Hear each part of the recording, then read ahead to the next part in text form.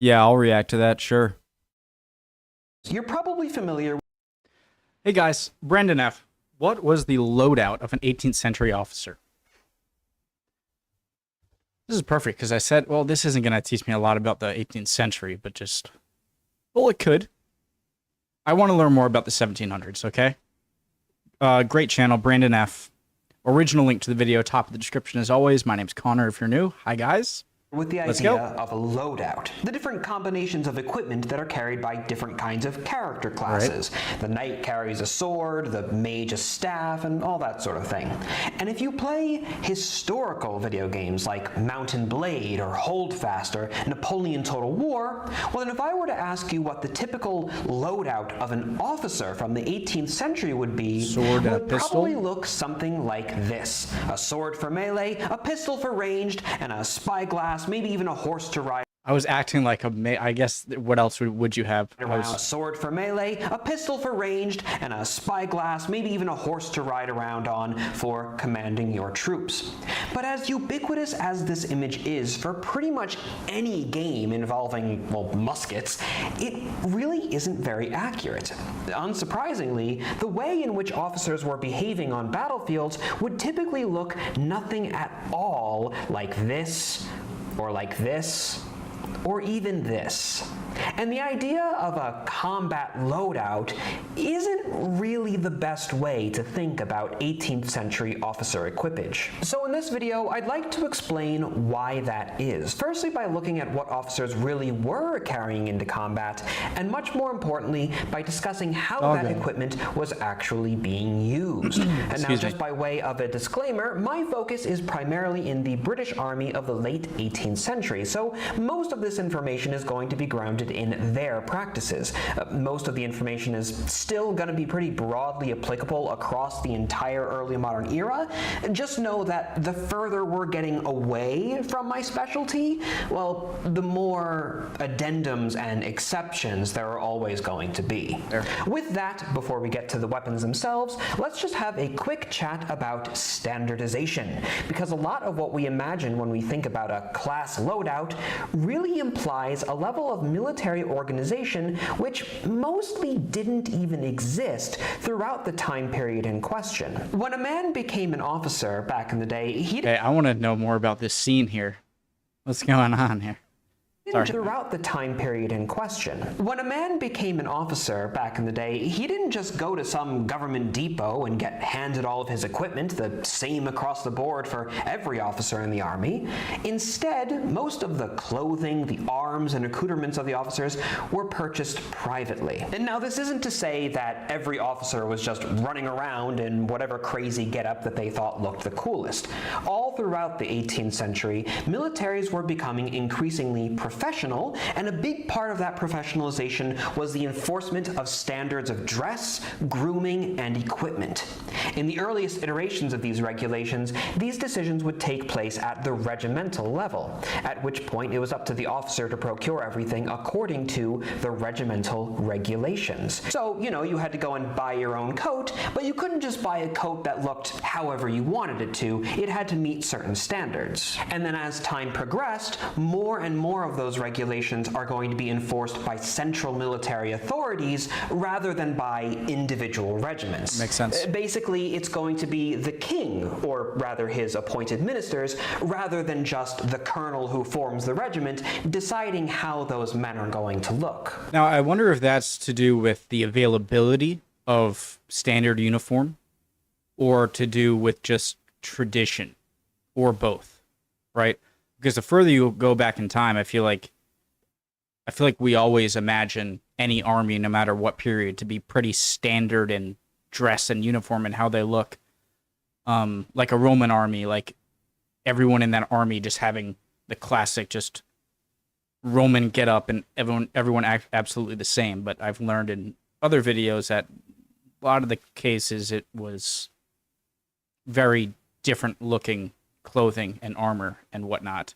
Or in like English medieval times, it'd base a lot on just how much money you had and what you could afford, whether it be like a plate cuirass or some mail armor and a little leather stuff. So as time goes on, and that I'm assuming is more to do with just the availability of stuff. Like armies couldn't just have mass uniform production.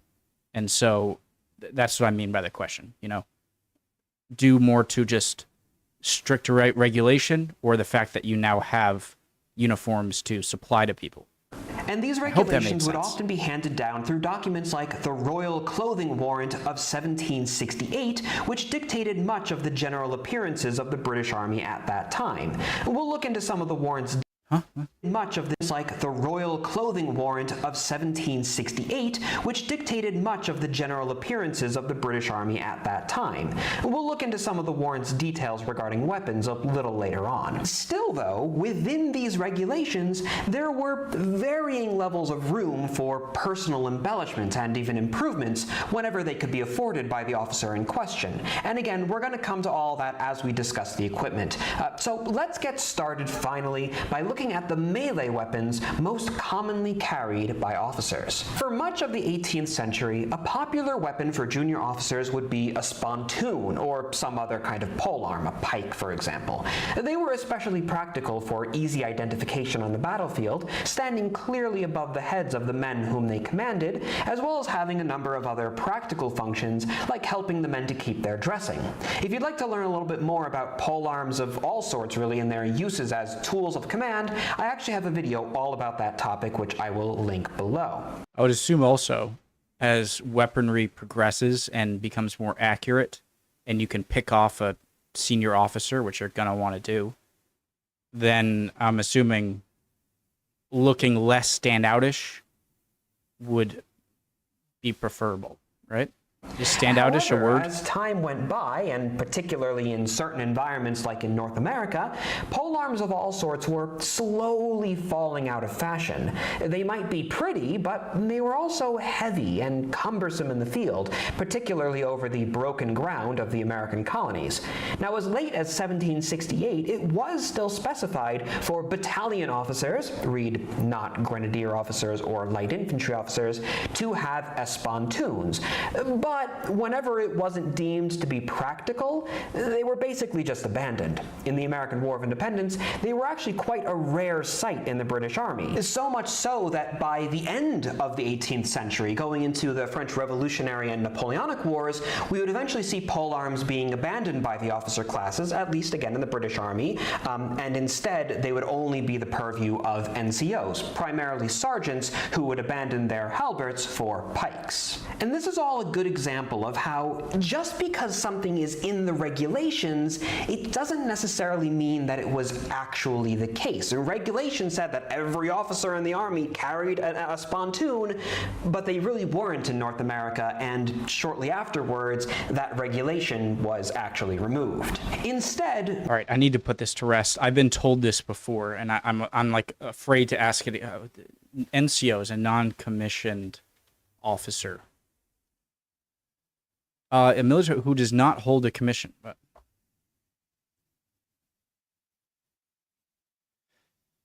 usually earn their position of authority by promotion through enlisted ranks.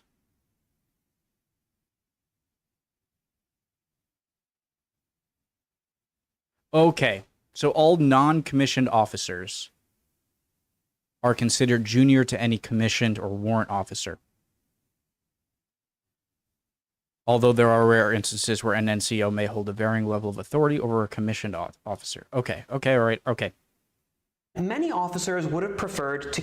Just let me go back like 15 seconds. Actually the case. The regulation said that it doesn't necessarily of how just because something is in the regulations, it doesn't necessarily mean that it was actually the case. The regulation said that every officer in the Army carried a spontoon, but they really weren't in North America, and shortly afterwards, that regulation was actually removed. Instead, many officers would have preferred to carry only their sword if they could help it, which again would be a private purchase tool and left up to varying degrees of personal preference depending on the precise situation that the officer was facing. Those being, the year, the officers who are above them and how much they care, where they were being deployed, and of course, if the sword was intended to actually see service, or if it was during peacetime and it was really just for parading, and plenty of other factors besides, of course.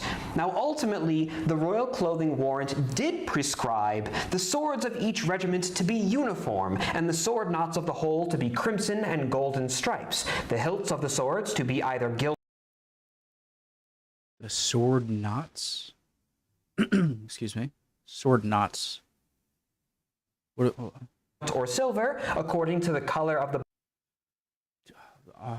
Okay. Okay. Buttons on the uniforms. So, or silver, according to the color of the buttons on the uniforms. So here we do have a regulation stating that all of the swords in a regiment need to look the same and be of certain colors and the like, but you can still see that wiggle room for at least individual colonels to dictate what they want their regimental pattern sword to actually be. And some of those colonels were doubtless more interested in the appearance of their men on parade rather than their function on the battlefield. And the result from all of that, well, potential variance and lack of very clear regulations was basically that there would be a general drive throughout the 18th century where officers and military theorists and all the like were encouraging a greater emphasis on the practical function to these weapons. They were encouraging frugality and whatnot.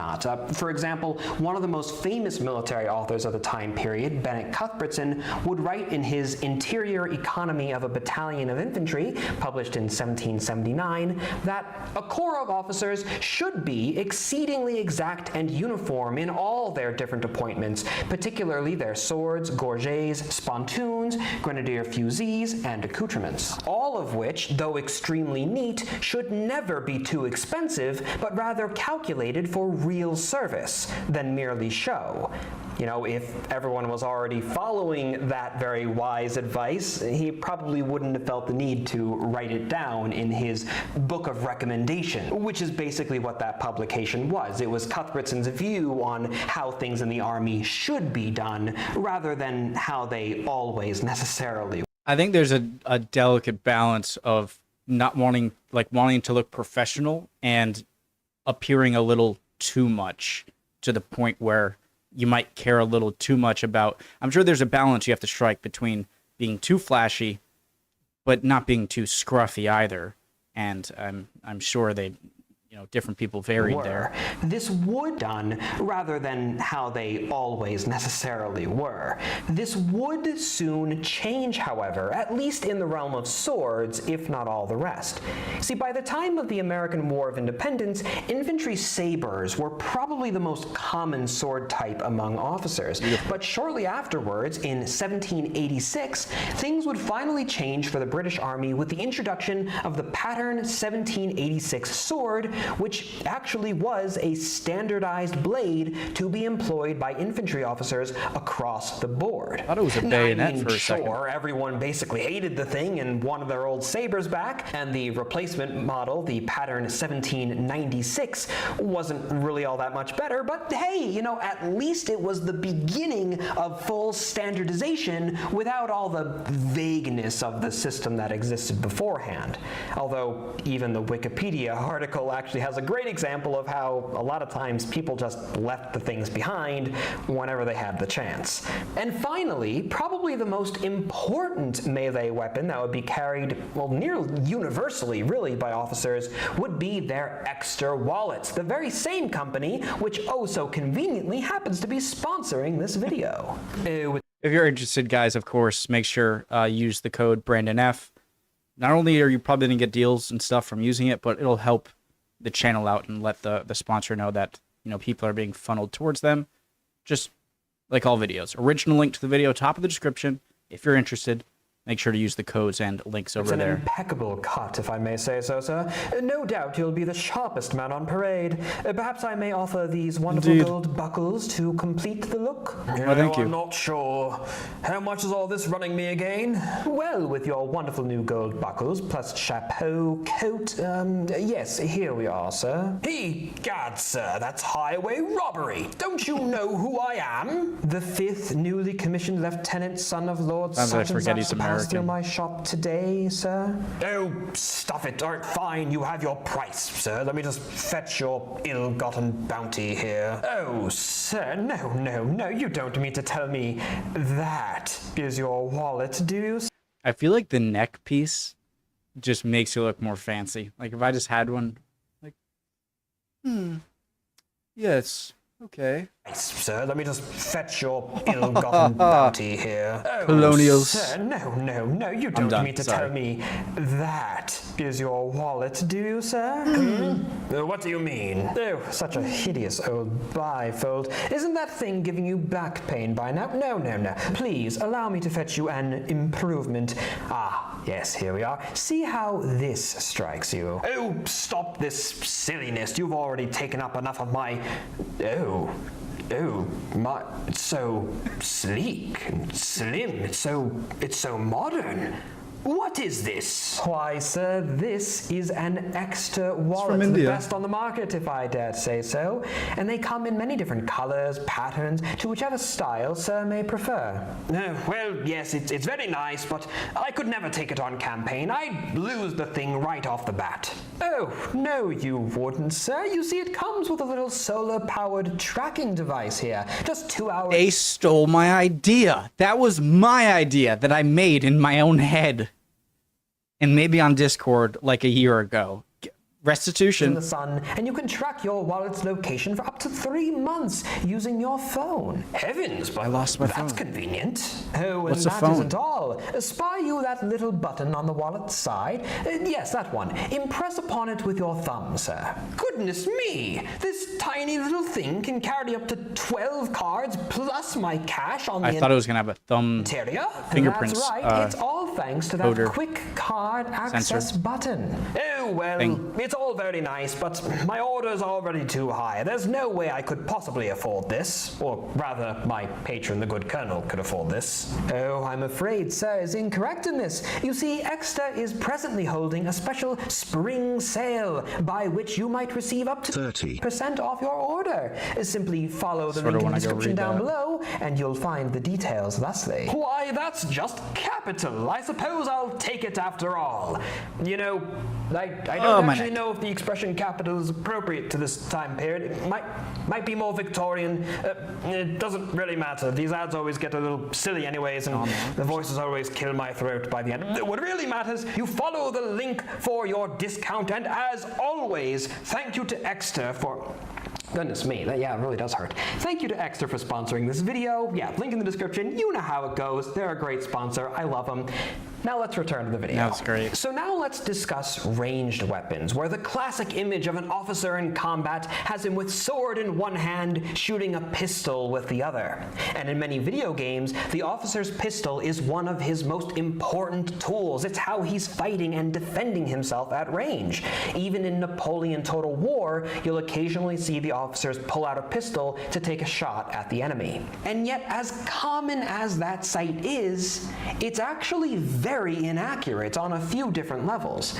Yeah, but it makes you look cool and shows your men you're shooting Firstly, to. that infantry officers in the 18th century typically wouldn't even be carrying pistols at all. That's much more of a cavalry thing, or Victorian era with revolvers and the like. And odds are that unless they're, really higher level officers who just want to have a fancy set of pistols for their own sake, of dueling or something maybe, well, they probably wouldn't even own one. There'd be Duke of no Marlborough? need to. It would be superfluous to the actual things, the actual baggage that's important to have on campaign. Not to say that officers never brought extra stuff. They actually brought a lot of extra stuff. But the point is that a pistol wouldn't be like, an important tool of office. It would just sort of be a thing that they can carry with them. And, yeah, sure, there might be a case out there, a few cases of, an officer tucking a pistol or two under a sash to look cool, or maybe, yes, even using one in battle. But whenever that does happen, those are going to be the rare exceptions, not the general rule like it's often portrayed to be, at least, again, in the British Army. So then, in this case, well, what would officers be using for ranged combat? Nothing? Well, Telescope? actually, for the most part, they didn't. They wouldn't have any kind of ranged weapon at all, actually. One exception to that, of course, being officers in the American War of Independence who would often carry fusees. Now, a fusee is basically just a lighter, smaller musket that officers would, yes, sometimes purchase privately to carry if they desired, but they weren't really being regulated like the swords would have been. Sometimes they had sights, sometimes they didn't, sometimes they could fix a bayonet or not. But the thing is that even if we have a situation like the American War where a lot of those regulations are being played with a little more than maybe they would be over in Europe, even if an officer did go out and purchase privately his own firelock to have in battle, more often than not, odds are he's not actually going to be using it. He's never going. What's this thing, guys? I've seen that before, but I don't think I've asked to fire it. It wasn't even uncommon for an officer not to, have ammo. yes, on the one hand, carry a fusee, but to not actually have any ammunition for it. They were more being carried as a way to blend in with the rest of their men from a distance, you know, what with the pesky reputation of American sharpshooters at the time. This practice, alongside a few other little adaptations, are discussed at great length in the amazing book With Zeal and with Bayonets Only by Matthew Spring, where he writes, although British regimental officers would have retained their scarlet rather than brick red coats and their epaulets and swords, they appear to have stripped the metallic lace from their buttonholes and hats, laid aside gorgets, and possibly also their crimson sashes, and, like the sergeants, taken up fusees.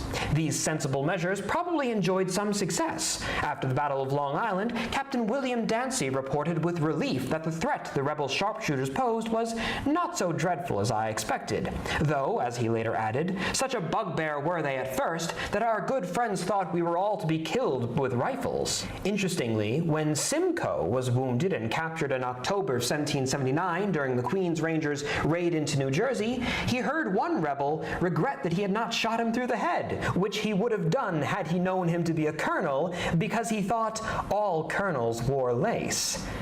Okay then, so what would officers be doing at range? They don't have pistols, they're carrying fusees sometimes that they're not even bothering to use. Well, how are they going to defend themselves in a firefight then? Well, to put it simply, they didn't. I know it really flies against that usual image, and it might, yes, make playing the officer in the video games a little less exciting, but really, if an officer has to even think about... To me, it's like asking why a, what are they called, directors, or what, the people at a conductor. Did I say that? Like, why doesn't he have an instrument? Well, his job isn't to play the instrument. His job is to conduct how other people play the instrument or help them out, you know? About defending himself, really in any capacity, well then something has possibly already gone wrong for him. And actually, much the same can be said for melee weapons as well. If an officer is out there using his sword or his spontoon or a bayonet on the end of a fusee, whatever, to individually duel with enemy musketmen, well then things have probably already gotten pretty bad for him. That isn't typically supposed to happen. The officer's role in combat isn't to fight, it's to command. It's to direct his men, to control these massive formations of musketmen in the chaos of battle, where the field is totally obscured by smoke. In these alien, cataclysmic environments, it was up to the officers to dedicate all of their faculties to maintaining situational awareness, to listen out for commands, to issue their own commands, to keep track of where their men are and where they are going. I mean, coordinating a line of 50 men is difficult enough in any circumstances, let alone when you can't even see the enemy that's pouring 70 caliber lead balls into you, and you need to be listening out for drum and bugle calls to even figure out where you're supposed to be going. The officer's weapon, then, isn't there to fight anything. It's meant as a tool for organization, as a device by which he might immediately be recognized at a distance by his allies, although we saw earlier that sometimes you don't want to be recognized, and in which case a different kind of weapon would serve that same function as well. And they're really only ever being used as an absolute last resort, or admittedly, yeah, like if you actually meet the enemy in a bayonet charge, which is pretty rare, usually one side breaks before the other, well, in which case, if you're really in the thick of it that way, then yes, you can use your sword. But again, especially at range, you're not supposed to be thinking about defending yourself. They have I like to imagine that your adrenaline is so high in combat. Like, I would feel like if I had to meet my end in combat, I would want it to be at the most heated point of the battle, because that when your blood's going to be pumping and your adrenaline is going to be crazy, and you're probably going to pass out from your wound before you even notice your wound and die, you know?